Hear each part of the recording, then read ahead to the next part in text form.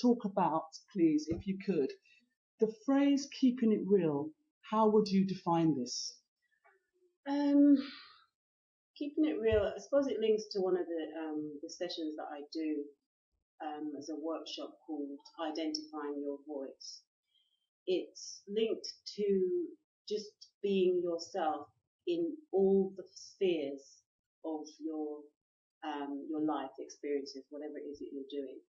It's just maintaining your integrity, your sense of self and identity. Of course, you'd have to know what that is anyway. You have to have honed that in somehow. So you have to have a sense of wanting to express yourself as fully as you can within the given confines of any setting that you have. So I personally try to just be, just be myself whichever activity I'm doing, not being confined by the moment or defined, as it were, by the moment. So yeah, keeping it real for me really means to have a soundness of yourself, a soundness of your identity and the way you express, the things you trust, the things you believe in, your integrities in a particular tack that you have developed over the years, not feeling and fearing to have to accommodate yourself in given situations by somebody else or something else instructing you.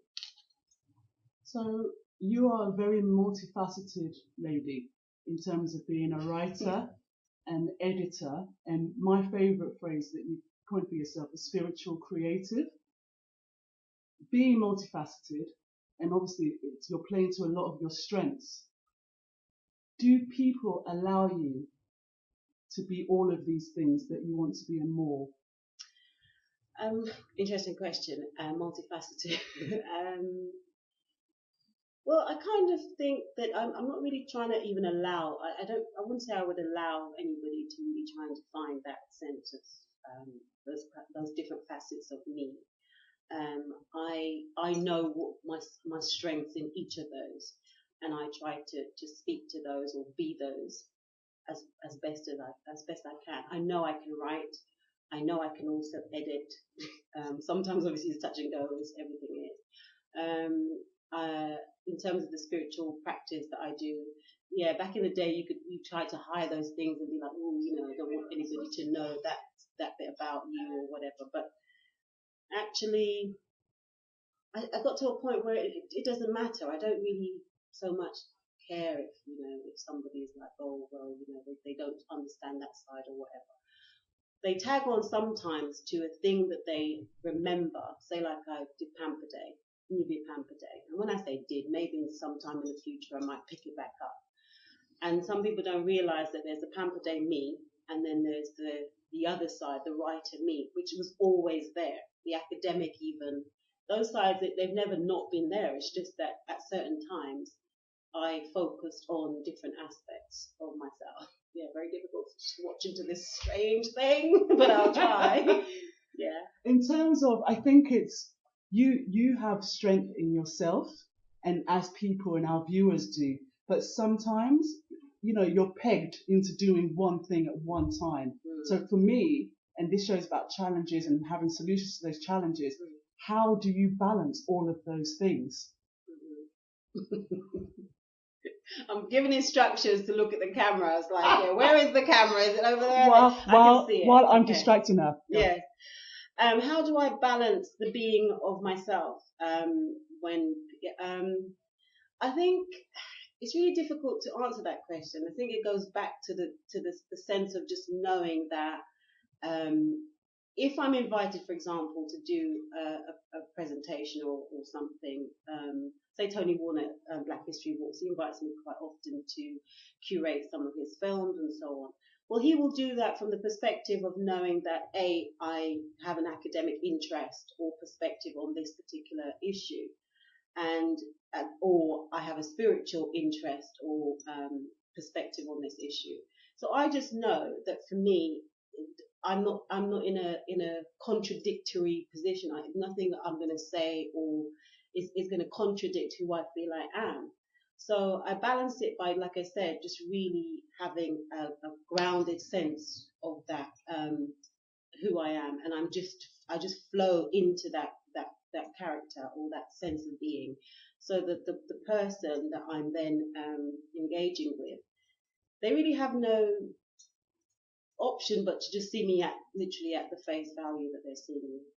That's the best I can really try to answer. And that's what I've always respected about you. You're an amazing writer. You have, and I will big you up because you don't yourself, so we're going to do it. And it's an honour to hear you. We're going to be talking about your writing and your work shortly. But I just wanted to find out as well, you have had workshops and you have run workshops. I was very curious about the one called Identifying Your Voice. So what's that kind of content and what's that about? Yeah, that is one of my favourite ones. I mean, I love them all for different reasons, but the Identifying Your Voice one is really exactly what we're talking about just, we have these multiple voices in our head. So we might have a voice that comes through our parents, say. We might have a voice that comes through a best friend. We might have a voice that comes through the church or the pastor or school, the teacher. Some of those voices are positive, some of them are negative.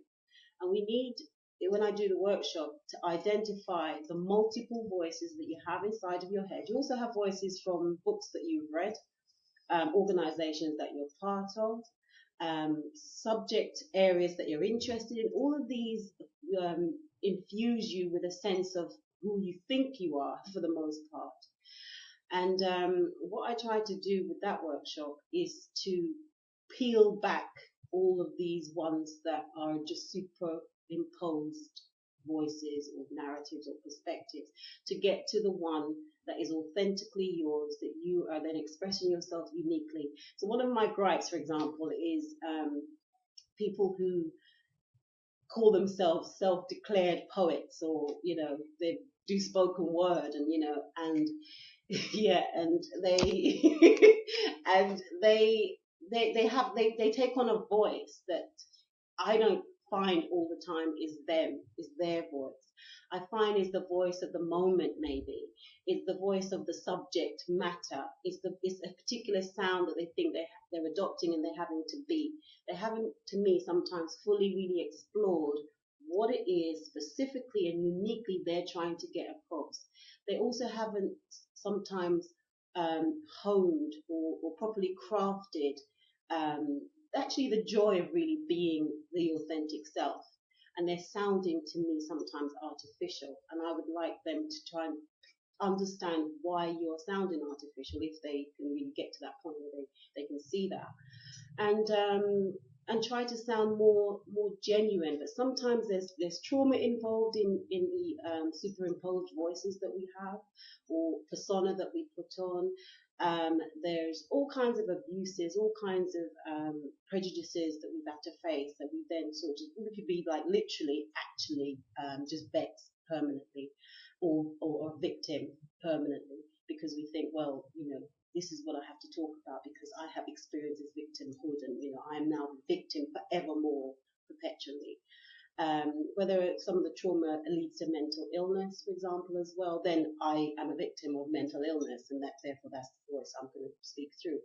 But what I'm trying to do with that workshop is just break away from that, because you have a soul self, you have a soul voice that is not contaminated by these myriad other superficial or artificial expressions of who you are. And when you get to that soul bit, that's the deep you, then you start to express more like the spiritual creative that I'm talking about. This is how I see it. I see that you're now being creative, and you're now tapping in and tuning into that spiritual dimension that is you as well. So the spiritual creative in yourself has manifest itself in a lot of your writings and stuff, and which we have here. We're going to blatantly publicize because they're amazing. Could you please talk about your, do you call it a publication? Your publishing house. Publishing, and your publishing works. House, the writing. Yeah, how did that come about in terms of getting your work published? getting my work The published. challenges of that, please. The challenges of getting my work published. I really had to, at some point, make a decision about whether to self-publish, which I know has a whole heap of negative press, or it had. The industry has kind of exploded somewhat.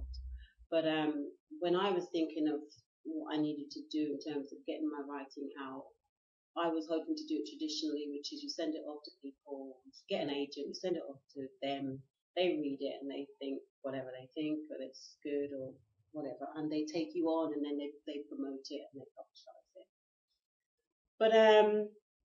But this was difficult to do. I found that some of the things I want to write about, some of the things I'm interested in, is to do with spirituality, or a lot of it is to do with spirituality.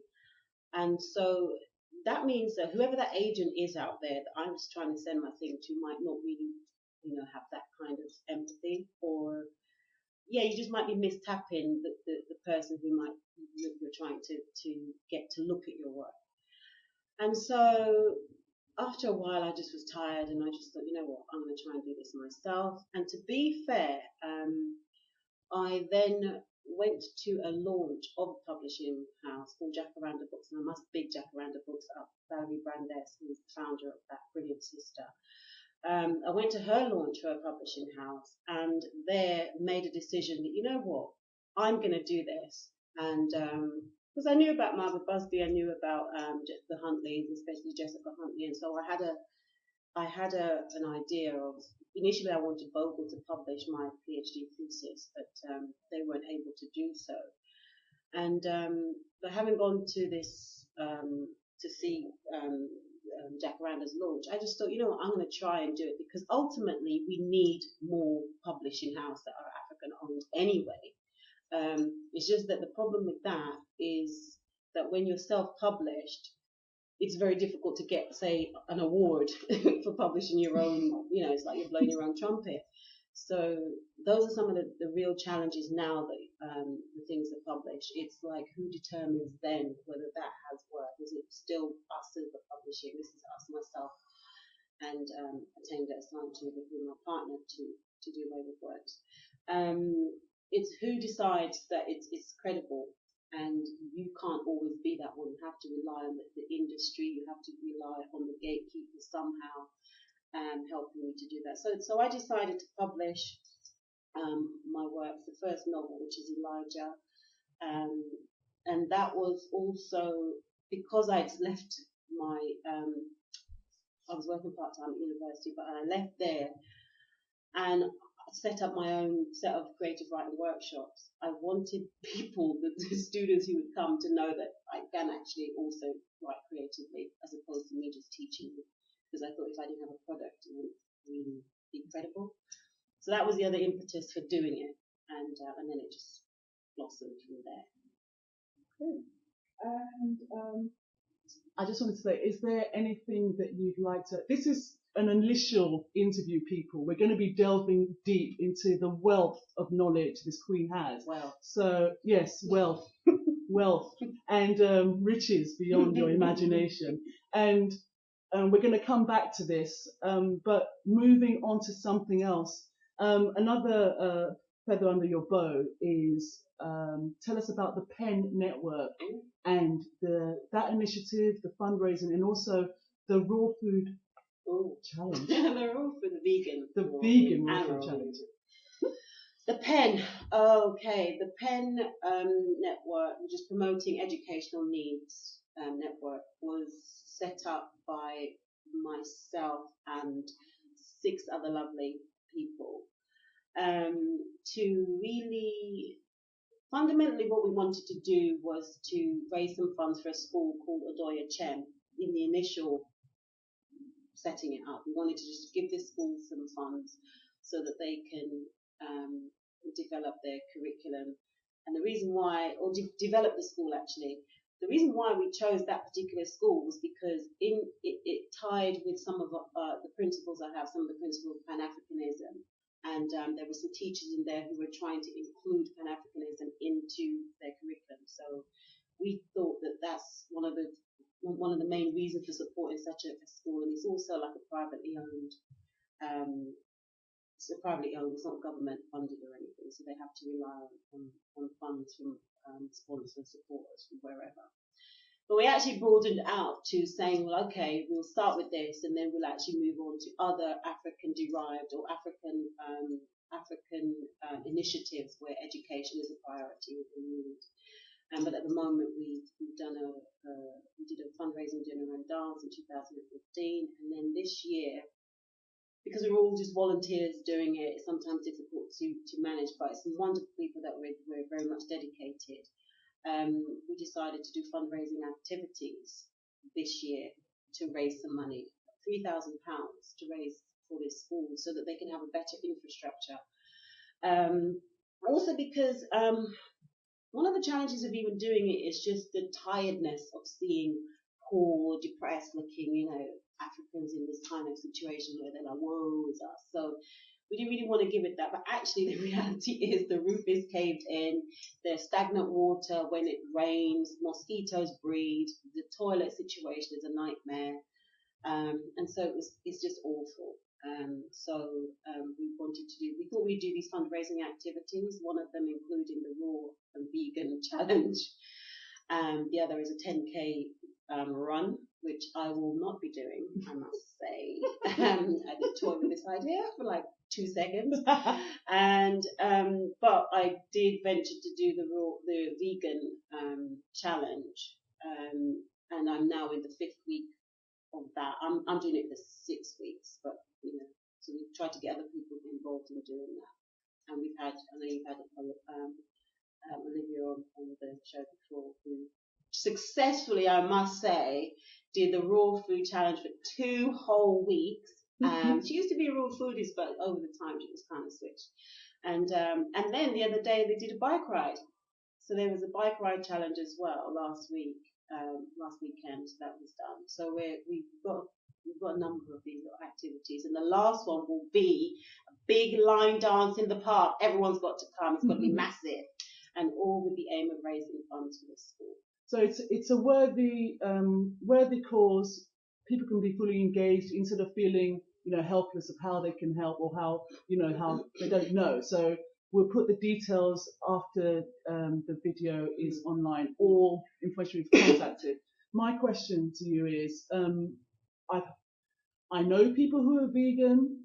As an African of Nigerian heritage, I do not understand how salad can be put on the plate and enjoyed. Me, I don't know. So I beg. I don't know. So I don't know. Help goodness. me. And also, it's not.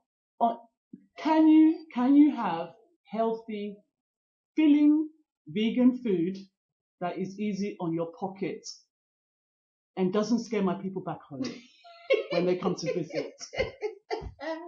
For real. Okay. Right then. First of all, the idea that vegan is salad, is a problem.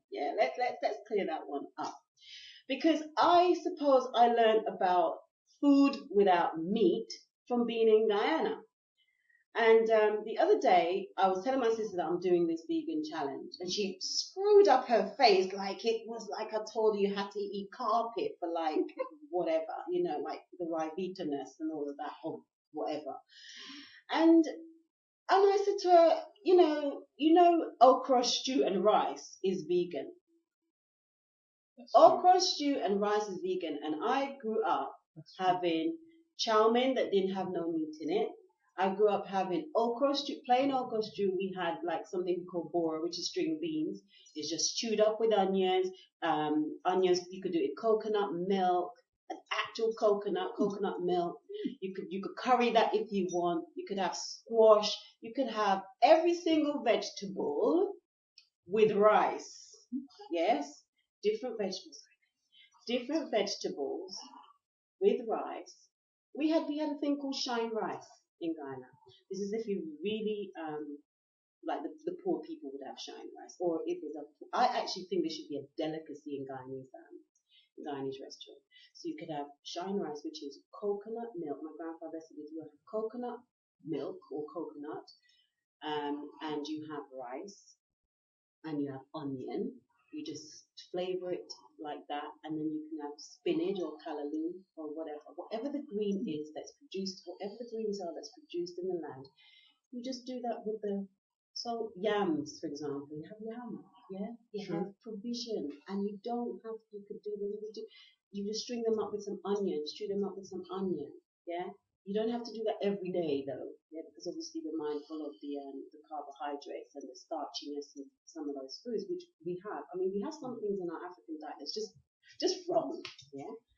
So, for example, one of the things we make is as part of the vegan challenge, myself and Atenda, we got quite hooked on ackee, and I've always loved ackee. But ackee, for some people, bless our Jamaican brothers, yeah, and sisters, it comes with saltfish. Well, it doesn't really, because it doesn't grow that way on the tree. We know that the tinned ackee is expensive, but then I translate that to like, okay, well, if the tinned ackee is say £4, but how much is meat? How much is a packet of meat, say, or whatever, the chicken or the steak or whatever you want to eat? So I just think it's a mindset and it's a way of seeing things. It's just changing your mind. And we had actually, it was here for Atenda's birthday, we had a feast of different vegan dishes that we put on just to show that every single, whether it's bean stew. I mean, like in Ghana, we had the Ghanaian thing the other day. It was red they call it. It's just bean stew. It's just black-eyed beans and stewed up. Yeah. So everything you think that it's going to cost a lot, you can buy a packet of black-eyed peas, soak it down at night, cook it in the next day. How much money is that costing you? And have it with some plantain. That's a meal, and it's a vegan meal. So it doesn't have to be taxing. It's just switching up the mindset. When we did my launch for the books last year, it was a bit of a feat and a bit of a trick because everyone that came, there were roughly about 70, 80 people that came. We prepared the food. By we, I mean like my friends, my family, myself. We didn't have money to hire caterers. We did it all. One thing was needed. We had one jerk chicken. That was it. No one realised, or they didn't, because it tasted fine. That you have all these different lovely dishes, and you're not missing you're not missing it. It's just a psychology. It's just switching the mind over. Actually, okay, you actually given me food for thought, pun intended, and I'm actually having to, I'm literally eyes, mouth, everything is watering, and I'm actually going to rethink that and make the effort, because people, viewers, please check out the links that are going to be put up later on, because I've seen them and I forgot meat existed, but I still know when I switched off looking away from these amazing dishes that Michelle YAA had done, I know I reverted back to bad habits of, meat has to be involved. Even though I only eat it twice a week, it's more fish and everything mixture, but on the whole, it needs a different change, because when you're not getting answers from doctors about root causes of stuff, well, then it must be a common denominator. I can't even say the word. Terminator? Common denominator. That one. And this is going to help. So, yeah, thank you. But I was just reminded about the fact that some people miss the textures of things, yeah? So, like, the taste, it's like meat is like, it's chewy, it's, and also you feel, because obviously it's chucks in your belly as you've eaten it. After you've eaten, you feel full, yeah? And that's part of the thing. So you can do that with sometimes, after a while, you change your digestive system to appreciate the fact that nuts is going to do pretty much the similar thing. Provision, really, technically, if you just have them by themselves, they're also going to do a different thing. Some people don't like mushrooms or all these different. If you have some of the stuff raw as well, they're going to give you a kind of an effort to try and chew. I haven't even touched lettuce and any of those things yet, yeah. But you can have the chewiness that you really want until you break away from that, because you don't need to have that. It's just that you've been used to having to chew. My food doesn't feel right unless I have some meat in it. And it's also to do with that fact of only poor people had And the attender's here, and he's actually showing me stuff like sprouts, but no one will like sprouts. But yeah, sprouted vegetable. Where flavour as well. Cook with love. You have Change to your have mindset. the love. Let's. Number one ingredient is definitely love. Number one ingredient, coconut oil. I cannot underestimate how coconut oil transforms the food into this wholesome, homely feeling. I love cooking with Scotch bonnet as well because, say for example you're making couscous and you just you put the Scotch bonnet in, it just immediately gives it a rich flavour. And there are enough things now. It really does tap into your creative impulse, your culinary creative impulse when you start thinking differently. Whereas obviously we're stuck in that mindset of we've got to have meat, well, chop, chop, chop, and then it's over. It's finished. But now you're thinking about the colours. Now you're thinking about what it's actually doing. What's this particular vegetable? What's it going to give me? Now you're thinking about the elimination process that's going to take place after you've eaten. You're not waiting like a few days to. You're actually. It's a kind of a system that's been flushed out. Sort of quite organically. I like this. And what's it called? Before this, exactly. My thing as well. Just to wrap up, but very important. Earlier on when I was saying, there's so many things, and great. We can't put aside illnesses and conditions, and there are some things that honestly can be fixed by a change of diet. Some things are purely pharmaceutical, but the grey areas where medical professionals, biochemists, all these people have no answers for cures. All these multiple amounts of research that reach dead ends and no simple answers as to the causes for cancer, for for tumours, for all of these things. What do you think? Food and diet, environment. What do you think? Does that have a part to play? I mean, in recovery? Definitely. It's very difficult once the person has been experiencing nutricide, which you have over like generations, over a wave of generation. We have been being poisoned in our food. We have been economically strangled by the fact that good quality food is expensive for the everyday person, where those supermarkets are that you can go and plenty of them as well. So, for example, I do some tutoring in High Street Kensington. Well, in High Street Kensington, at a particular point, that main store, their supermarket is Whole Foods. The shop that you can just run into is Whole Foods, in that area. But where I live, I have to run into Sainsbury's, and so on, or run into Marks and Spencer's, all these places.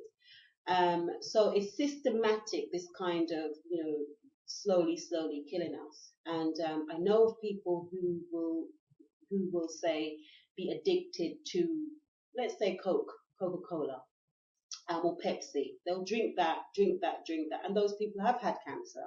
But would they connect the fact that, this is the thing I've had in my diet, or I've been suffusing my diet with a lot? Could this thing, for myself, be attributive or contribute to the fact that I've now got cancer? So I think that, yes, definitely you need to have or find a way, find some strength to enable you to realize that what you have been, and to me now, there is a lot of information. There's a lot of awareness that is on the table, that you can find the connection and the links between some of these diseases and food. Diabetes is one of them as well. We were talking about this the other day, and in fact, some people are linking that with the plea for the call for reparations, because there are some things that systematically introduced to Africans. For example, in Guyana, or in other parts of the Caribbean, you have a dish that's called sauce. Yeah, I'm waiting that to penetrate. Yeah, sauce is like the leftover bits of like the pig's trotters or whatever, and it's heavily salty and at the same time it has vinegar and lots of pepper in. So it's when the Europeans, the enslavers, had finished with taking the bits that they thought were good anyway, they left the rest to the Africans to eat, and so they had to like just season it in a particular way so that it wasn't, it could taste.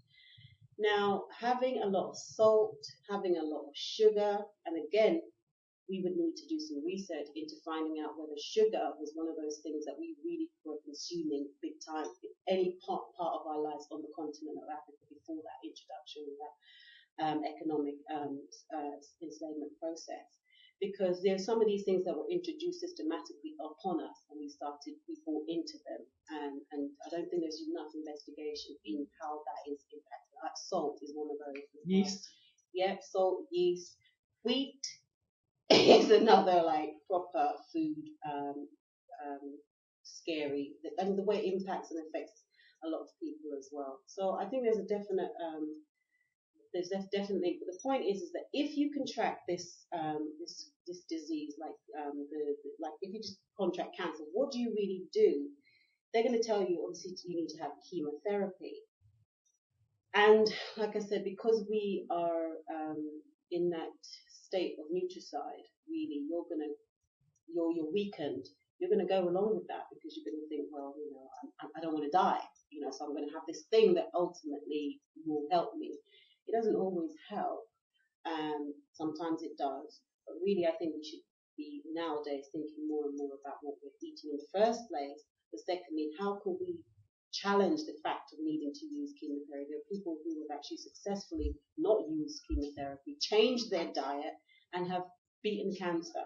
And I think we need to speak to those stories, find out more of those stories, and attack it that way. I can fast. I know how to fast. One of my things is, okay, well, they tell me this. You got cancer. How am I going to tackle it? And one of the things I would try and do is to deal with it by fasting, first of all, reprogramming as much myself as I can, because it is a deficiency of the immune system. And how does the immune system become strengthened? And so we can look into those kinds of things. I saw a video the other day going around social media about scurvy, the fact that scurvy is something that used to be a big thing. And then that was eliminated. Well, cancer, the research in cancer is perpetual. How can it be perpetual? So we need to really look into those kinds of ways, that the organic, the farmers, the traditional approaches to dealing with eliminating disease. Thank you. A lot of great insight. And if people want to connect with you further, find out more about Way Wive Wordz, anything like that, your first point of contact? My first point of contact is I've got my email. You can contact me via email, which is michelle@waywivewordz.com. I'm also on Facebook, also on Instagram. I think on Instagram I'm like YAA Asantewha, and on Facebook I'm Michelle YAA Asantewha.